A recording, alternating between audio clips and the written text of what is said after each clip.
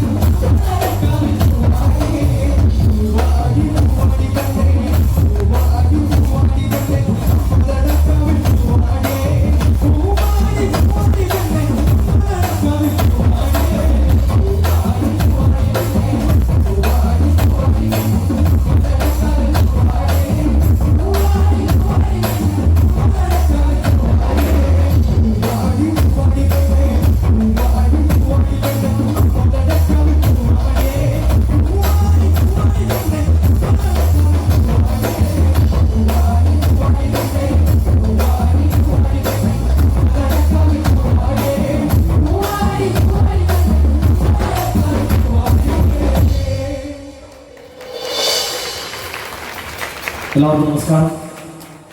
നൂറിനാട് തുടി folk music band ഇന്ന് ഈ സന്നിധിയിൽ നിങ്ങളോടൊപ്പം പാടി തുടങ്ങുകയാണ്.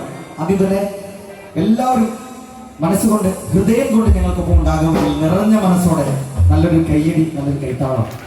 കൃത്യമായി പോയ കാലങ്ങളിൽ 2 വർഷക്കാലത്തോളം ഈ വേദിയിൽ പാടിയ ഒരു സംഘമാണ് ഞങ്ങൾ. പക്ഷേ ഈ നാടിന്റെ ഓരോ സ്പന്ദനങ്ങളിലും ഏറ്റുപാടിയിരുന്ന ഒരു സംഘം എന്നോണം തന്നെ ഇത് പുതിയ തലമുറയുടെ പാട്ടുകാരാണ്.